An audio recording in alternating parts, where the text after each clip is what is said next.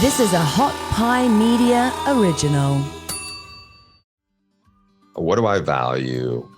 What does it take to do the job? How do you stay engaged and curious? And then do you have the situation around you? Whether is it like, is it your family supportive of it? How do they handle it? The people around you, do they value what you do? Or do they support you in how you do it? I think those are the things that are like most critical for that.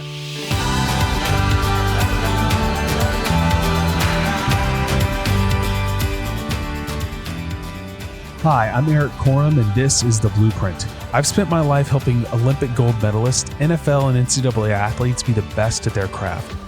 Now I'm taking that experience and translating it into your life. This podcast is for busy professionals and household CEOs who care deeply about their family, career, and their health.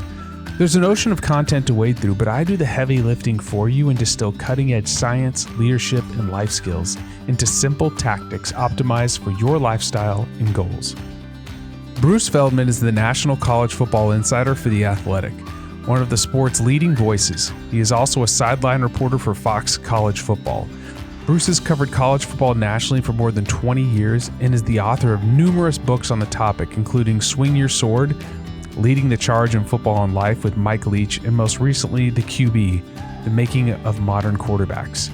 In this episode, we discuss how to build trust, ego, the power of confidence, and the downfall of great coaches. But before we get to my interview with Bruce, I want to let you in on an exclusive and free opportunity. Tell me if you know this story. You go out and spend hundreds of dollars on a fancy wearable device, hoping that it would help you achieve your wellness goals, and then it ends up in the sock drawer. Sound familiar? Or how about this? You follow those cookie-cutter clickbait health recommendations like walking 10,000 steps a day, and all you get is anxious and demotivated when life gets in the way and you can't hit the magic number. It's time for an evolution of expectation and results. And that's where AIM 7 comes in. AIM 7 sets busy people free to live their values every day by building lifelong healthy habits. We use the health data from your Apple Watch to create small, scientific, personalized recommendations for whatever you want to do. Sleep better, increase your energy, reduce your stress, or lose weight. If you're ready to finally unlock the power of your Apple Watch data, then go to www.aim7.com. That's AIM7.com to get early and free access to our exclusive program. AIM 7 starts small and starts with you. Your health data, your values to get to your thriving life. But now it's time to lean in and learn from the best. Well, Bruce, thank you so much for joining us today. I appreciate it. My pleasure. I always learn something when I talk to you. So you've been a great resource, especially as college sports, especially kind of walked into the technology age or took a big leap. And I know you're on the cutting edge of that. So I'm excited to chat. Well, thank you. I'm excited to learn from you today. I think this conversation is going to be maybe a little different direction than you thought. But you and I first met in Lexington, Kentucky, at a restaurant because Eddie Grand connected us. And he was like, hey, you got to meet my friend Bruce Feldman. And you and I met, and it was not long. I think it was 30 or 45 minutes. We hung out because you were driving somewhere. Maybe you were going to Columbus. I think I was doing there was a University of Tennessee part of it. There was maybe a Western Kentucky Visit Brom part of it. There was definitely an Ohio State component of it. But what I remembered was before the Eddie G part of that was James Coley became the offensive coordinator at the University of Miami. I met him for lunch, and I don't remember, somewhere in South Florida. And he started telling me about how FSU had cut soft tissue injuries under Jimbo Fisher, and there was a guy who I didn't know. And so it kind of blew my mind. And I remember, James had told me a bunch of interesting stuff at that lunch, but that was one of the things. And then at some point I was in Lexington because Mark Stoops had brought that guy from Tallahassee there. And so that was a tipping point for a lot of interesting stuff on that front. That's interesting backstory. I did not know that. Now he's at A&M, my alma mater, which is pretty cool. So Jimbo's at my alma mater. It's kind of like There's a lot of full circle stuff. My buddy Justin Moore is now like the senior AD there. He played baseball when I was a football player. He was Kevin Sumlin's right-hand man. Yeah. At A&M, and it's kind of a small world. Yeah, it is. Yeah. But you and I met first time there, and something that really struck a chord with me is I instantly trusted you. And for somebody that works in your line of business, and as a coach, there's always kind of this like, how much should I say? Right. Mm-hmm. And I instantly trusted you. And I think that you have an uncanny ability to build trust. How do you do that?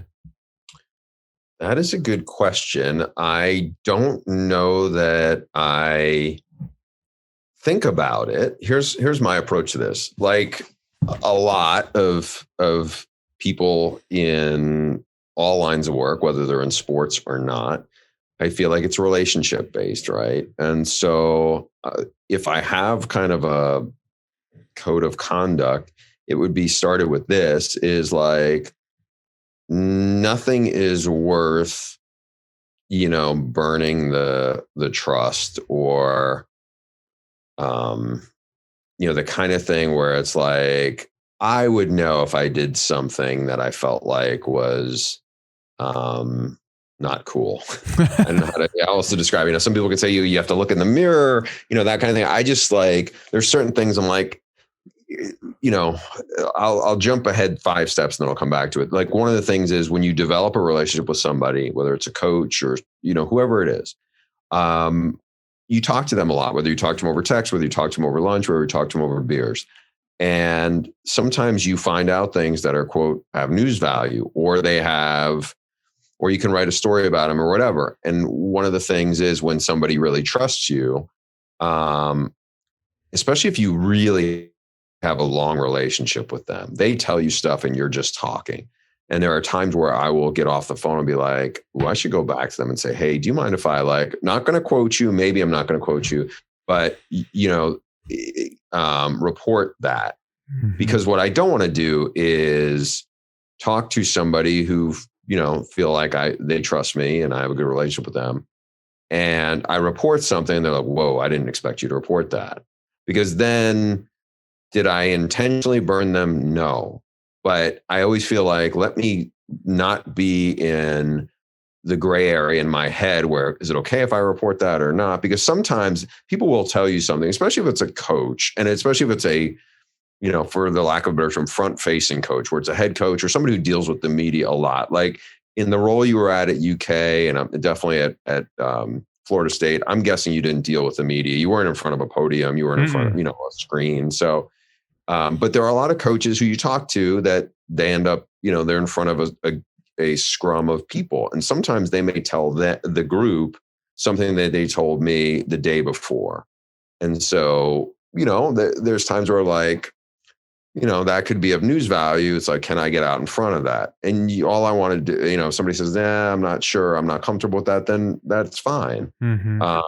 That goes with it. I've always approached things as I would rather know what's going on and maybe not be able to report it than be in the dark and speak about something where I may be commenting on it, but I don't know the full picture. Mm-hmm. Because then it's like, you're just more informed. You can speak from with more authority, even if you do not put that stuff out there specifically. So when it comes to that trust, like I've always approached it as like, I want to have those relationships because I want to be able to, people are great resources. I mean, Erik, I know there's been a ton of times where you have been a Google for me, where it's like you have a lot of intel on how things work. Where it may not be like real news value. And sometimes people think of news value as like gotcha stuff. It just may be like, hey, does this make sense to, explain this to me? I can remember a couple of those. You're like, hey, what is this all about? I feel very fortunate. I have a lot of people with an incredible amount of expertise, just as a way big aside on this. So now I have twins and they're just turned 7 and my son is obsessed with sports. And there are people who are great resources on things where it's like, what do you think of this? And it's like, it's not for stuff that I am necessarily going to report anything on, but it's like, these people such as yourself have an incredible amount of expertise. And it's like, if I bounce something off of them, not to say, hey, would you train my son or anything like that, but like, what do you think of this? Or do you think this is a good idea? Those things are, it's just invaluable. So how do I build trust is just like, I try to be as straight and as open with people as I can. I don't think about, like, it happens in different ways, right? So a long time ago, like, I would feel like I was one of the first college football reporters who would hang out and go to the coaches convention every year, the AFCA. And I was doing it for over 20 years. And what I would do was I would go drink beers with people, or I might go out to lunch with them or whatever. I would just hang around.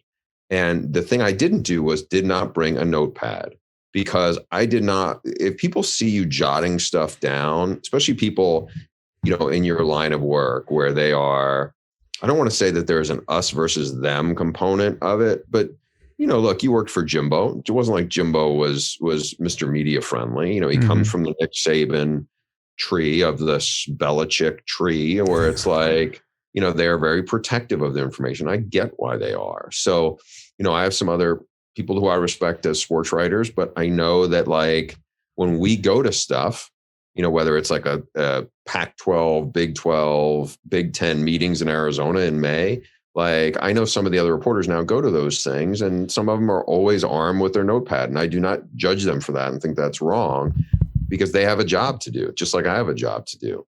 But I feel like, that if somebody sees me scribbling things down all the time, the way I think they're going to receive it is, I'm being interviewed right now, whether they are or not, and they're going to be more cautious and more. So, like, I try to be very, very mindful of that. And sometimes the best thing that helps, Eric, I think, is one year I was at the coaches convention. It was in San Antonio, and I was going to dinner with a guy who worked with an agency at the time, representing some coaches, younger guy, former college athlete, who now works for an NBA team. He's out of the business of that. And he said, hey, I'm bringing so-and-so to dinner. We were just catching up. Like, we were friends because we had a mutual buddy. And he was bringing a coach at the time who was Pat Narduzzi, who was, one of the top defensive coordinators in the country at the time. And I knew who Pat was. I didn't have any relationship with him. I didn't know him one way or the other. But I definitely knew who he was. And I brought a buddy of mine who was a younger college coach who is now really ascended in the business. But it was a good friend of mine. It was somebody who came to my wedding, and just, somebody who at the time was really just starting out. And at one point we went to Tex-Mex somewhere on the Riverwalk. I must have gone to the bathroom after an hour or whatever, came back, and like, I could tell Pat was way more relaxed around me or whatever. And at some point when I went to the bathroom, I think the coach I knew must have said, yeah, Bruce was around this or whatever, and vouched for me. Yeah. And I would think the biggest thing is when other people who are coaches or sources vouch for somebody as a reporter, that's a huge asset. And so, when I first would go to the coaches convention, I would go to have a list of people I'm going to try to meet. And then after 3 years, I realized, you know what, I'm just going to go hang out with the guys I know, and I'll meet their friends. And because then all of a sudden it's like everybody's, a little more relaxed about it. And that's a long, long answer to explain how I approach it. No, it's good though. Cause I think I'm a good read or judge of people. And I immediately, when Eddie Grant said, this is a good guy, that's a big signal. But then I got to meet you, and I was like, you just put me at ease. And I was like, cool. You didn't ask me for anything.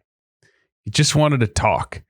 And then I think, you reached out later, and anyways, that's always been something that's stuck out of my mind. And it's a really good skill to have in any line of business, is people got to trust you. And I can't think of any other.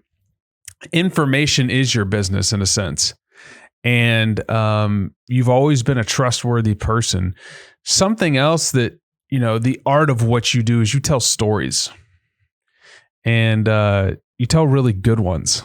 You know, you've written some great books, and when you write articles, you're telling a story. Well, I want to talk about that a little bit. Like, how did you learn to tell great stories? So I didn't go to, like, I have friends who I work with at ESPN, and we're still at ESPN, some aren't, and different people who, like, I really got started when I was probably 26. You know, like, I didn't know what I wanted to do when I went to college. At one point I was an art major because I could draw reasonably well. And I just didn't know what I want. I was always loved sports, but it wasn't like I went to school to write or to report. And there are people who, you know, take courses and classes and really study and learn. And that wasn't me. I was somebody who was just kind of found my way to it at a later stage. And, you know, I think I'm just very curious, right? I was just very curious about certain things. Now, I'm not curious about like I'm the last person you'd want to take, like, you know, tax or business advice from. I don't understand it. I don't care to know it. Like, there's a lot of stuff. I'm not very tech savvy. But there are certain things I'm really curious about. And so, and I, like, you know, and I have the benefit that I truly love, like, the game of football. Like, I love it even more now than 20 years ago when I got into it. I don't get bored by any aspect of it. You know, I'm just really fascinated by it. And now it's to the point where, like, you know, my wife grew up a Cowboy fan in Dallas, Texas, but, like, she knows who most of the coordinators and position coaches are. Like, she probably knows more about who the people in the football world are than a lot of people who are in press boxes, just because, you know, that's kind of part of my world. And it's not like she, like, you know, is hanging out with the coaches themselves. Like, we know a handful of them that we've met, you know, together, but that's kind of my world. So I don't need to know. I don't need to, like, a lot of writers that cover college basketball too. I don't cover that. A lot of like, you're football. That's it. Yeah. And so now I've done stories that are not related to football before in other sports, but just, like, that's my lane. That's what I care about. And it's you know, something where I feel like I've always been somebody who, like, I feel like the best stories I can do are the access stories, where I can take the reader somewhere where they cannot be taken. And I have been very fortunate that I've developed relationships with people who can let me, you know, because of that trust factor. Like Mike Leach. And then look, like, Mike Leach lets his guard down. Like, his guard is kind of down all the time. Yeah, I mean, he's a funny character. Yeah, I don't know if like, my relationship with Leach, I'm not, you know, it's different than, like, Leach has a unique relationship with everybody different. Like, he could meet 5 people and he will find something unique to be curious about with them, and it'll all be different. You know, he meets you, Eric, and he's going to spend an hour talking about what your dad did for a living, and that skill, art of being able to read people, and just illusion, and that, you know, like, and granted, that's more of a fascinating thing. Like, but what I would describe with Leach is he is very good at looking at the back of somebody's baseball card and finding one factoid that he will just go all in on. You know, and Leach was different than most of the coaches in that regard.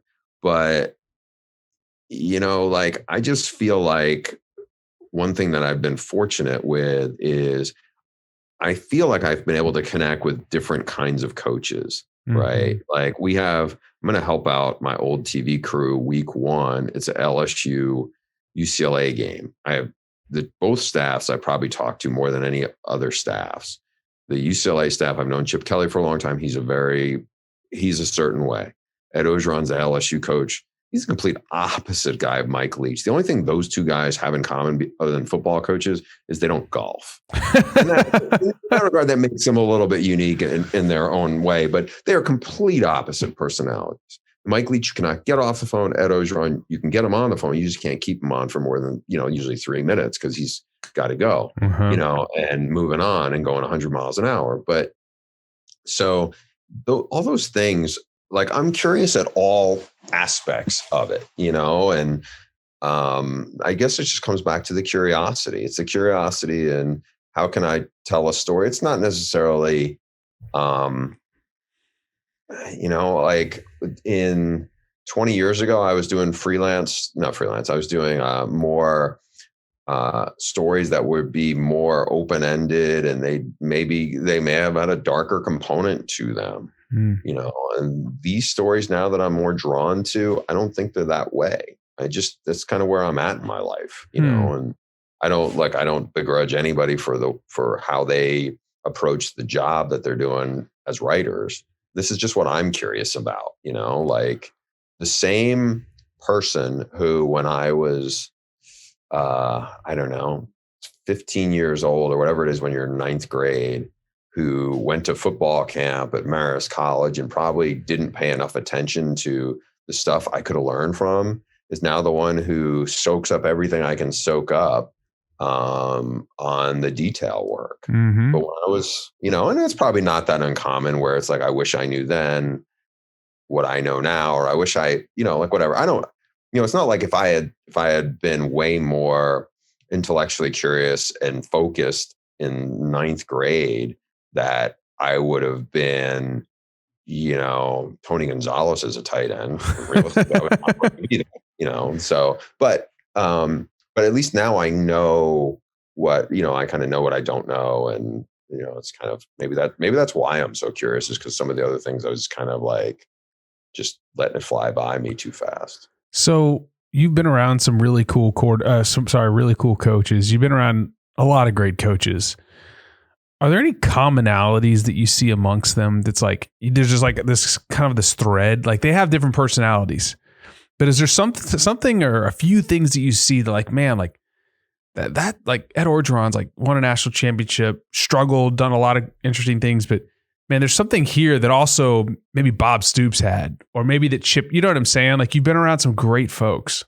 I think the one thing, Eric, now that, you kind of cast it that way, is I think they have a tremendous amount of self-confidence. I'll give Leach this. I worked with him on that book, and, Mike is very, was like, not to say the other football coaches aren't well educated, because they all have degrees of, some measure, but like, he went to law school, and he's very studious. Right. And just, but he enjoys that. He does. And one thing I remember we talked about in the book was ego, and ego is a kind of a taboo word for a lot of people. Right. And Leach, and I mean, it's been a long time since we worked on the book, but one of the things he talked about was like, ego is, there's a problem and I can be the one to fix it. And you have to have the confidence when you're leading 150 people or 100 people to put yourself out there.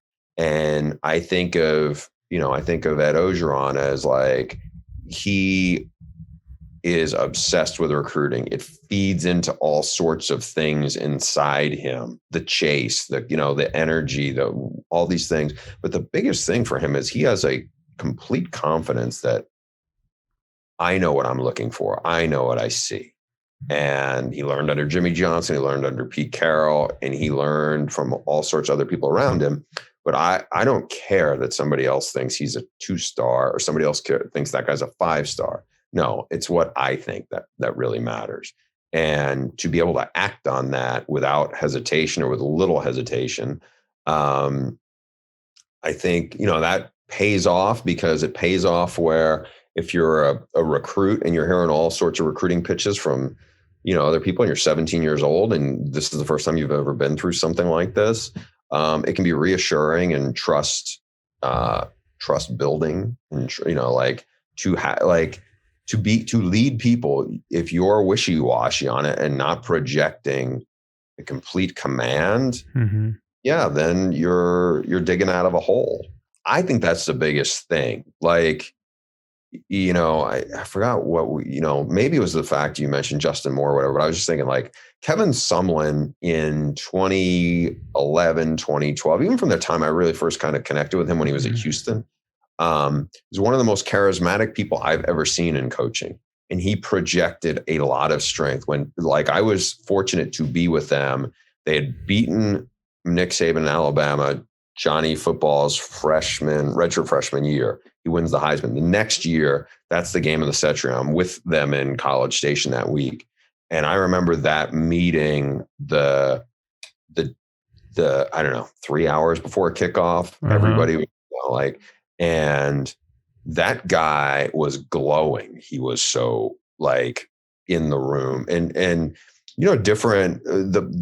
If you were asking me what is the best things you've ever experienced in the job, I would say it's to be in the room when some of those pregame speeches or when some of those speeches are being delivered. And what are some of your most memorable ones? I remember the feeling and the energy in that team room. There were some recruits like Kyle Allen, who was a 5-star quarterback recruit from Arizona. I think he was already committed to A&M. He was one of, I think Myles Garrett might have been in the room. Like, those guys were not A&M players. They were eventually going to be A&M players. But so I remember they were in the back of the room. I remember being in the back of the room and just listening. I don't know if you overlap with Terry Price, the D-line coach. It was just like, I don't know. Heard about him. Yeah, I don't know if you were a player at the same time as when he was around the program, or whatever. I remember some of the different position coaches stood up. They each had to stand up and speak, but just the energy in that room was insane, right? Like, I remember really clear being in New Orleans the night before LSU was going to play Clemson. I remember Orgeron's speech to the team. It was the last team meeting. And it was an amazing speech he gave. Like, I can still hear his cadence and his delivery on it, where it just, still like, what is going on? I'm getting goosebumps from it because it's like literally I can feel it going from just thinking about it, right? TV doesn't do that justice. It can't, right? No, I remember some of these, like halftime against Clemson in 2012, we were losing. And Jimbo has a way with words. I mean, he's good.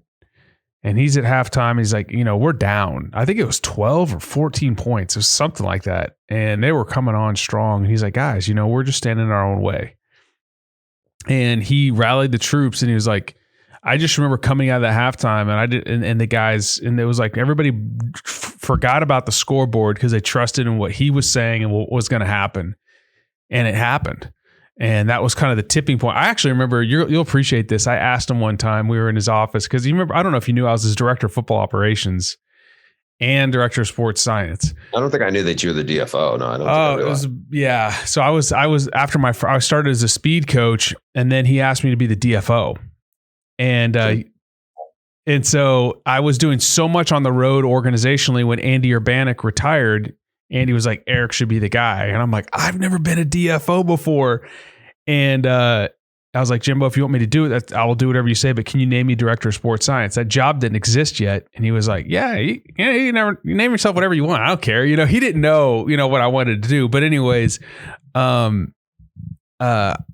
asked him in his office once, I was like, because we were kind of on the verge, but we hadn't quite done. I was like, how do you get a team to believe that they can win the big ones, before they do it? He goes, you just got to do it. It was just kind of like, you can't believe you can do it until you've done that hard thing. And that was like the tipping point when we came back and beat Clemson, and everything was just downhill from there. You know what I'm saying? But I know what you're talking about. Sorry, I just wanted to interject there for just a second, because those are special moments. And when a coach knows how to connect with a team, it's like they got to feel you and know that you got their back. Conversely, what are some of the common threads for coaches that have been, that you've seen that have failed? I think one thing is a little bit of paranoia, or it's a paranoia where you're trying to anticipate bad things are going on. And I don't know if that comes from that Murphy's Law, anything that can go wrong will go wrong, where it's almost like somewhere from that, I feel like it is the flip side of the confidence part. You are projecting something, negative, and I don't know if this is a common thread, what I'm about to say. I just remember when Brian Kelly first got the job at Notre Dame, I was there for ESPN Magazine to do a story on him. And he told me a story about how dirty the locker room was when he showed up. And Charlie Weiss was the guy he followed. And about dirty locker room, I feel like kind of tied into a couple of things. And this is not his words on this part of it. This is more me taking some other things from different things I've heard of. But I think it hits at disorganization. It hits at a lack of accountability, and it hits at honestly a lack of caring. Right? There's a famous clip of Ed Reed in the NFL talking about cut tape. You've been in the log, this cut they use these things to cut off the tape on your ankles, and guys would just leave it out, right? Yeah, and he was talking about we got volunteer firemen coming in here having to clean it up. It's like they should be ashamed of this, and it's like, you think that stuff does matter. It's when people know it matters. I worked on this book with Ogeron 2 years ago or a year ago, Flip the Script. And part of what really popped, he had a team the second year, his first full year as the head coach at LSU. And they were up and down, they were struggling. And they had a former player come back who, Duke Riley. I don't know if he's still in the NFL. He was with the Falcons, a linebacker, but he'd been out of LSU for a year, and then they had a bye week. He came and, Duke, do you want to speak to the team? Yeah, but give me a day. I want to hang out and observe.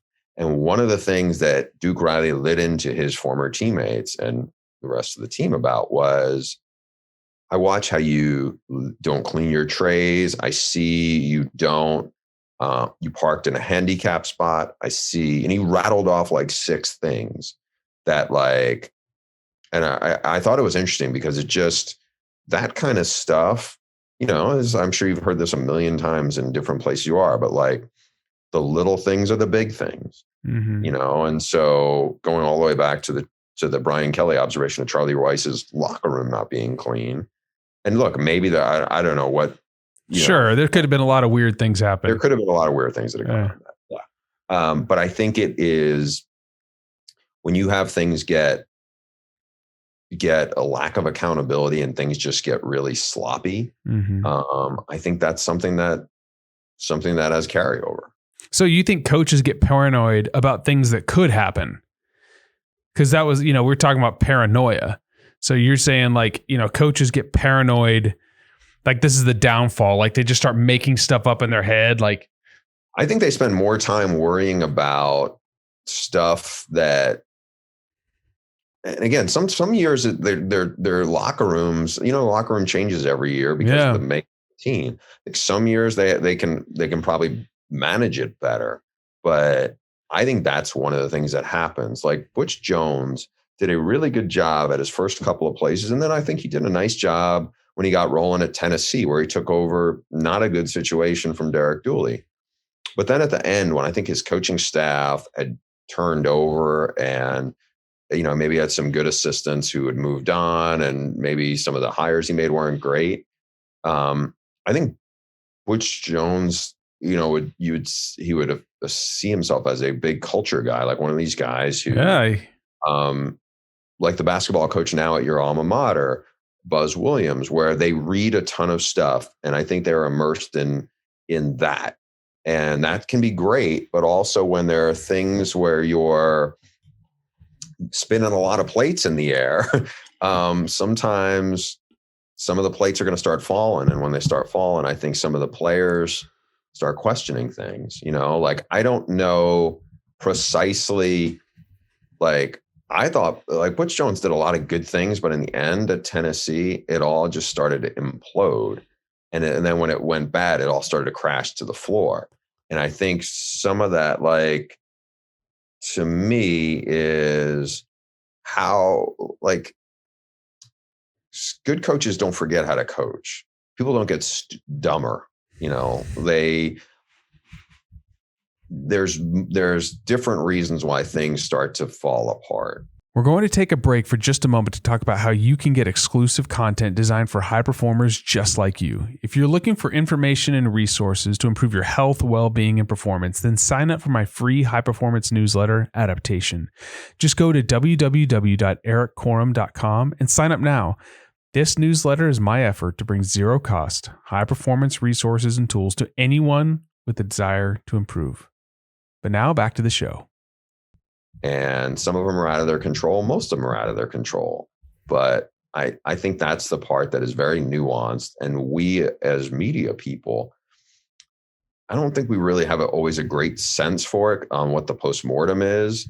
We spend a lot of time thinking about what that play call was or whatever, or why did they do this or why did they but we don't really know why they called a timeout there. I had a great experience, being around a staff where I was not writing about them, for a story that right after the game, and hearing the next day on Sunday morning, well, the reason why this happened is because the quarterback was so overwhelmed and so wound up that he couldn't really settle down to get the play called. They had to burn a timeout rather than take another delay of game. And it's like the coach can't necessarily say that at his press conference because then he's throwing the right back under the bus. But at the same time, it's like, why did you do that? Well, this is actually the reason why we did it, but I can't say that. It's like there's a lot of stuff that that I think contributes to all those things. Have you ever? I did some research when I was in the NFL. Let me just say this: I was privy to some research. How about that? On who, like, the most successful coaches in the NFL and what the commonalities were from an external standpoint. And something we found is that they had been fired before. It wasn't their first job. It was their second. All of them. Go down the list. It's amazing. It's the second job. And something that I started noticing early on, and this is just an opinion, but I think it's pretty true, is that there is no true professionalization of coaching in the early ranks. So if you want to be a coach, it's like you don't go learn. It's like if you want to be in business, you can go through the school of hard knocks, right? You can go to business school and get taught like best practices, right? In coaching, it's like you go be a GA, you learn what that person told you, and then you go try to copy it, right?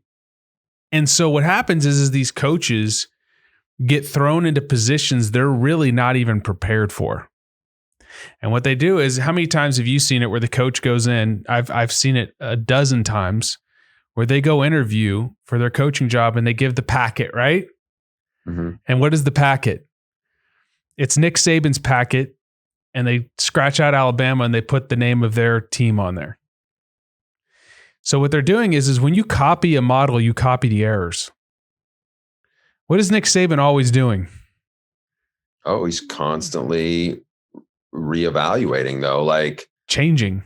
Well, it's interesting because I mentioned that I think this might have been the same trip where we had, I don't remember the place in Lexington where we had dinner. So I went, like, Alabama was before Tennessee on the trip for me.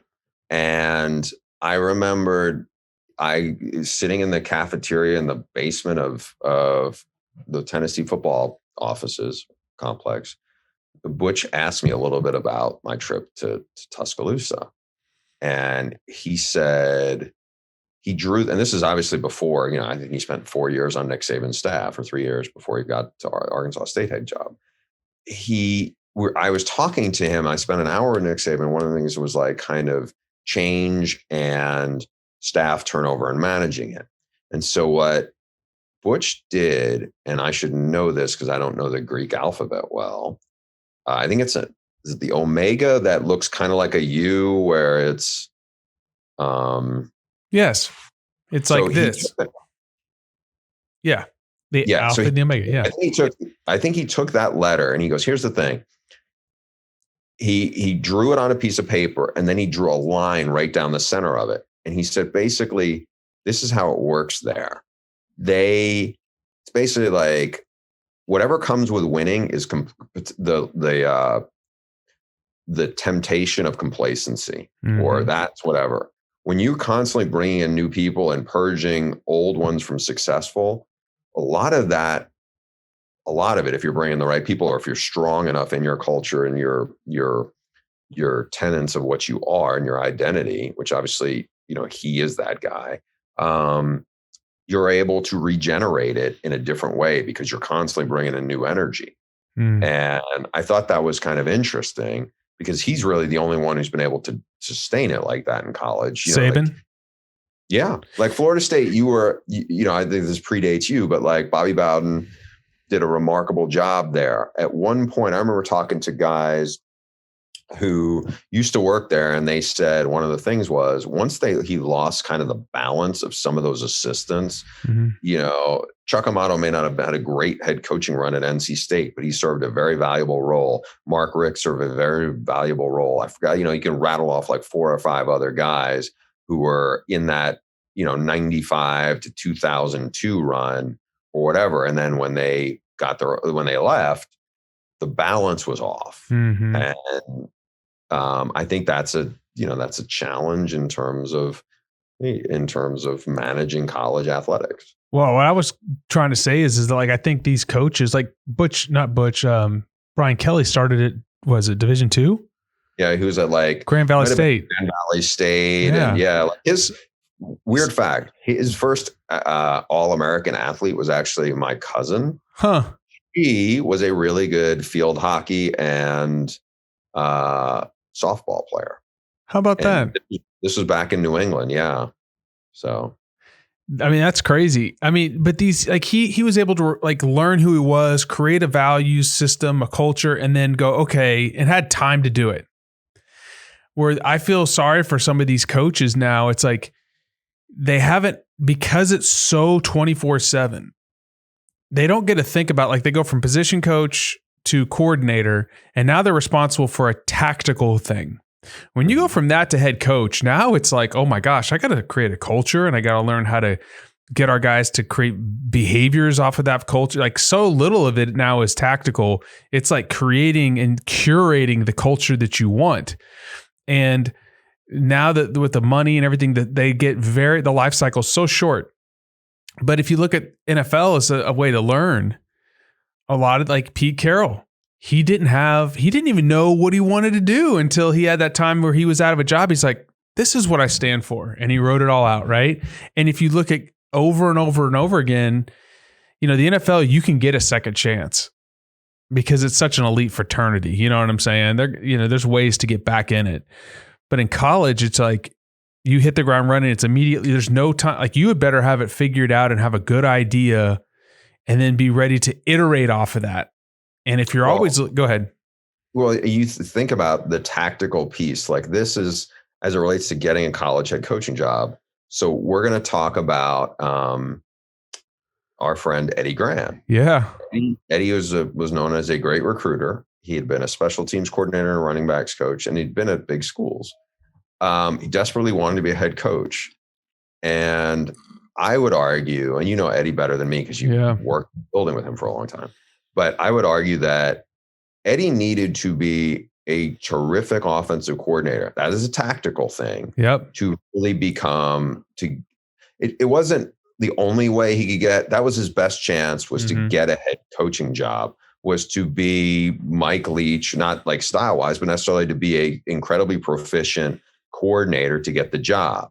The truth is, if he was going to be a head coach, and I've had this conversation with somebody I think the world of as a person who I think has a chance to be a head coach, but this person's a position coach, not a coordinator, and has made the point to me, if I want to be a head coach, if I'm the coordinator, something has gone wrong. I'm not going to be this person wants to run the program and like make the decisions. It's not about necessarily what calls he's going to put in the red zone, and the game planning of an offensive game plan. So Eddie Gran, again, I think there was probably in certain set of circumstances, maybe he could have gotten, an FIU, an FAU because of his ties down there without being, seen as like having a top 5 offense or a top 10 offense.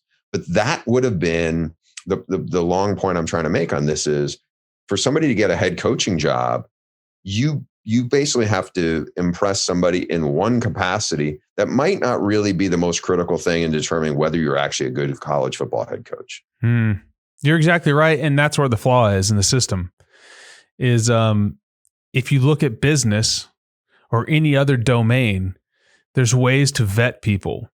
And I think you know how it works. You know how this stuff works. And that rarely translates to being a great head football coach.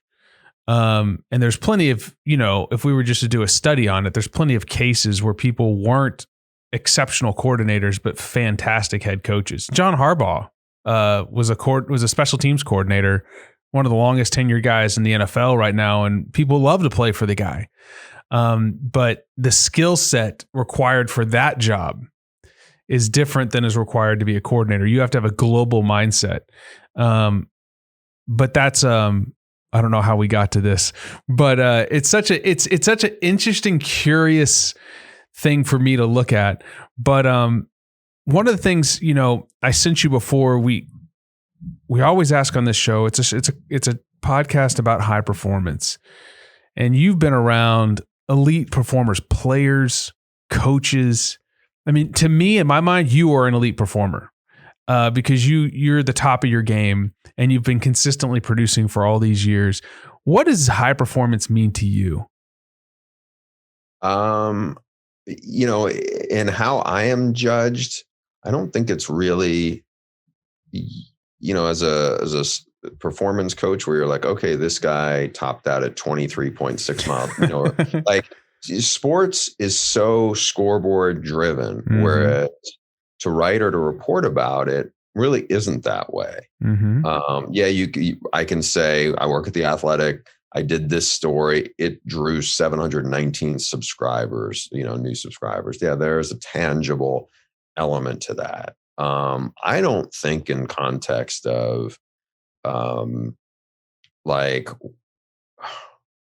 I've made it or I've, some kind of like benchmark as to where I am with my career. Like, I know this, like, if you had said to me in 8th grade or junior year of high school or senior year of college, this is what you will get to do. This will be your life. I would say, which finger do I have to cut off? I will do that, and it's, like it to me, it comes back to what do I value? What does it take to do the job? How do you stay engaged and curious? And then do you have the situation around you? Whether is it like, is it your family supportive of it? How do they handle it? The people around you, do they value what you do? Or do they support you in how you do it? I think those are the things that are like most critical for that. And so for the high performance part, for me, I don't really think about it in that context. Like, I'm always thinking about I would imagine the one commonality you would have, might have with coaching is it's on to the next thing. Like, I definitely value what I did last week, but like, there's always something else you're going to be going towards. Right. And so, and what's tricky about living, through a pandemic with it is, you're kind of thrown out of your comfort zone, right? Because so much of what we do is schedule driven. It's like at this time of year, we're doing this and this, whatever. And that is disturbed because you just don't know is it really going to happen like this in, 2 months from now? Or there's just a lot of stuff, it's just, one thing that I get frustrated with is like, I'm on the West Coast. And when I wake up in the morning and I get up early before the rest of the house, or at least before everybody, maybe my daughter, I am on the phone and I'm looking and scrolling to see what happened. Mm-hmm. And it can be mentally exhausting when you're, just kind of inundated with either bad news or depressing stuff or things that like do not reflect great on like the human condition. Mm. And so I think as you kind of manage what you can manage and still kind of stay engaged and stay focused. I mean, to me, those are things that do relate to like high performance, because there's a lot of challenges that can easily knock you off your game or have you maybe not second guessing how something is, but there's definitely stuff where I was like, I see the cause and effect of, going down that path. Mm-hmm. And I'm not sure it's one that I think is worth me jumping down or whatever, that kind of thing. I really appreciate the humility in that answer. What are some things that you have put in place, habits, practices in your own life so that you can keep you, I don't know if you want to call it performing, but continuing to do great work? I used to walk to the gym. This is back when it was like normal times, but I would, it's a 15, 20-minute walk to the gym, and I would always call somebody. And the point of it, and this maybe circles all the way back to the trust factor, was I was just checking in with people, because if you're somebody that I need to verify something with, or, something happens in your program, I don't want that person to feel like the only time that I'm reaching out to them is when I need something, so I'm trying to be mindful of that. I feel like, those things are things that I am cognizant of, and so those are the things that I kind of put in place about, like, I don't work great, like organizationally, in terms of somebody will say, and I know, this is, even on our podcast talking about this now, where it's like, hey, can we do this at such and such time? And I'm like, I hope so. It's just like, so much of what I do work wise, it's like, I work for Fox Sports and they'll say, hey, tomorrow, can you do this? And I was like, I think so. And then I got to look at my schedule, and I've like agreed to something else, which, if it's like a radio interview, I'm like, sorry, it's like the radio interview is not, that's not my job. It's like, they're, Fox is paying me to do this. It's like certain things, or take precedent, or, you just, we all got to manage stuff. And so I do not, like, my wife is way more organized with like, a week from Thursday, we're going to do this. I'm like, okay, I don't remember that. But, like if I have something, I'd be like, hey, can you just text me before the morning of, just so I remember that it is, just because you feel like you get pulled in a bunch of different directions. And it's not like I feel like I have a jackhammer in my hand, or it's something that's like real work, but it's just like, yeah, if you ask me to go do this, and now I have like 4 of these other things to do, and I still have other stuff, it's like, I gotta just stay on track and try to remember those things. And those are always hard for me, especially like they got harder, once you have kids, Oh my gosh, half your brain goes. Yeah. Last question. Is there anything that you're personally investing in right now for your growth, reading about, trying to get better at? Yes, this is a good question. And this is I'm not going to give you probably an answer that maybe you would expect. But so when the pandemic hit, it happened when our kids I don't know if they had just turned 6, they were about to turn 6, but we have twins. But what it really did was, I remember I've heard this from the time when I would walk, them in the double stroller when they were 1 or 2 years old. And you would always hear people say, it goes by fast. You're gonna, even, God, who did I talk? Oh, I talked to an AD on the phone yesterday, and we were talking about kids. And he was like, yeah, I have a junior in college and a senior in high school. And he said, I long for, because I was talking about how like all-star baseball practice was 4 days a week and it was a scramble. We were like, didn't know if we were coming or going. He was like, I really miss those days, and thought about it. And so what I've taken from all those conversations, not the one yesterday, because it already but like from in the past, was now that the pandemic's here, we're going to have a lot of additional opportunity to have family time. And I'm going to cherish every moment that we get in this, because I know it's going to go by really fast.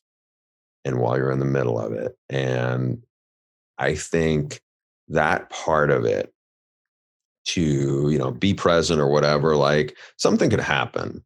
And where you get frustrated by something somebody in your family did. And it's like, how do you preach? It's hard to preach accountability to a 7-year-old, right? It's really hard, right? And are you really, does your leg really bother you? You just want to get out of this, Mm-hmm. that kind of thing, right? And so you're frustrated, you're a little annoyed, and it's like, am I going to go to bed annoyed at something somebody did and think, I once phrased this to somebody where it's like, I'm going to be hopefully 96 years old one day or whatever. And I'm going to think, I wish I had more time. And I don't want to look back and go, man, I wasted a day, or 5 hours I stewed, and I wanted this person to know I was upset at them or disappointed at them. And so I just kind of like bit my lip or whatever it was to try to get some kind of effect that it was going to help me going forward. And was that really the best way to do it? Was that really, because ultimately I don't know what the right answer on that is. I just know we don't have that much time. And those negative feelings that eat you up, where you're, and I'm not saying you should never, hold people accountable. I'm not saying you should never not get, whatever, but I think, and I am this person in terms of like, I'm not into big astrology, but I'm a Libra, and I believe in like a sense of right and wrong, and I have a rigid sense of right and wrong. And I am I hate, probably not great to admit it, but like, I feel like if somebody did me wrong or whatever, like I hold grudges or I don't forget stuff, it's just like, is that a person I can count on? Is that a whatever. And you go down this slippery slope of things. And so, that's the thing I am trying to constantly work on, is like to remember the big picture in this, because like when I was 28 and when I was 32, all I was essentially was a reporter and a writer. I didn't have a wife and I didn't have kids. I mean, I had a family, but it wasn't, I was living, basically operating on my own. And so, it's just, those are those sets of values and different things that come with it, like if you're competing as a reporter for scoops or whatever, it's like, sometimes I'm competing with people who don't have kids, or maybe their kids are out of the house, or maybe they're not even married. Maybe they have more time to be invested in things that honestly, I may not have time to be invested in that. And that's okay. That's more than okay. I mean, I'm going to try to, appreciate what you can have. And, I did this long story with Chris Peterson, the old Washington and Boise State coach, and he had remarkable perspective because he thought a lot about a lot of things. And he got me thinking a lot about a lot of things. And it wasn't just that I hadn't never thought of them. It just was like the fact that somebody who I cover and somebody to some degree I admire in what they do, because they were so good at what they do,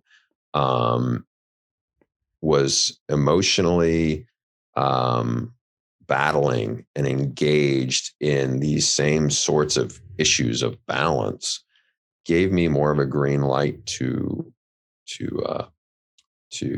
examine it and be okay with it. That is an amazing answer. I have 3 boys, 9, 5, and 1. And now that I'm home with them, my 5-year-old just went to kindergarten. And yesterday or Monday was the first time I was actually able to take him to a child to the first day of school, walk him into his classroom, hug him, and then leave. And then I looked at my wife, I was like, when the pandemic hit, like I've gotten more time with him. And now my 1-year-old, my 9-year-old, I missed a lot about, a lot of him growing up. And, that is something that I've been trying to work on too, is like cherishing those moments. I'm at home. I'm upstairs. I'm trying to work. Sometimes I get interrupted. And like, are you going to get upset about that? Or are you going to take that like, man, that's really great. My son just walked in and asked me some crazy off the wall question, and I'm going to get that. And I would never have had that if I was working. You know what I'm saying? And I think it's a beautiful, like a blessing and a curse a little bit, because being a high performance coach, and I have no idea if your 9 and 5-year-old have like shown that they're really interested in sports or what they're interested in. The 5-year-old definitely has.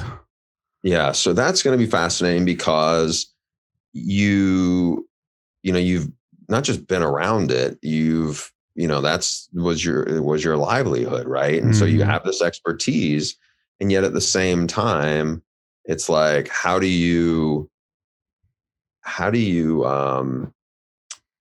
use that? Do you use it as an enticement? Does it become a detriment? Do you overload him? Do you like... I'm on the complete opposite spectrum. I'm just like, if he wants to do it and he shows the interest and there's a desire to do it and he asks, then we will.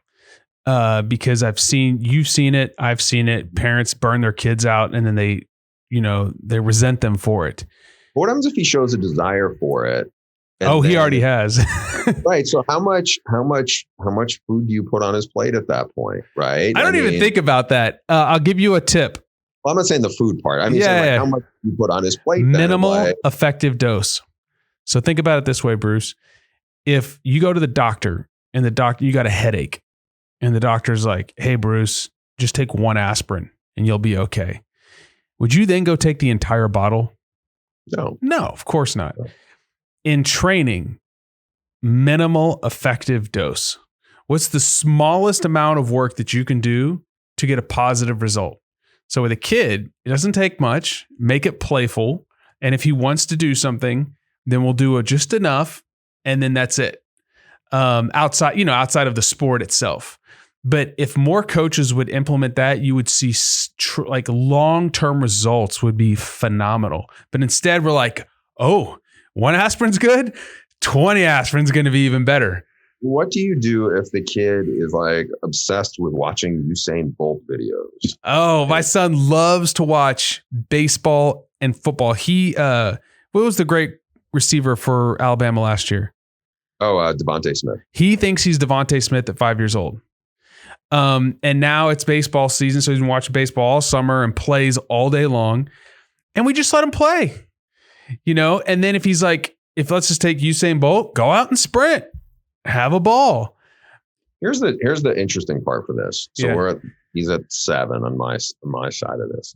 And he was probably one of the 2 best players on his baseball team. And then he gets picked to the All-Star team where he's not one of the best players. He's on the opposite side of that. And so after we get through All-Stars, like late in the process, you can he's like, yeah, I don't think I want to play fall baseball. Like, that's fine. Mm-hmm. And I heard him telling, explain this, like they've been doing karate for 3 years now. He's a karate instructor. Awesome. Saying, well, I don't want to do X, and I don't like catching. And they, he had to be one of the 3 catchers they had in All-Stars. He hated it. He didn't like it.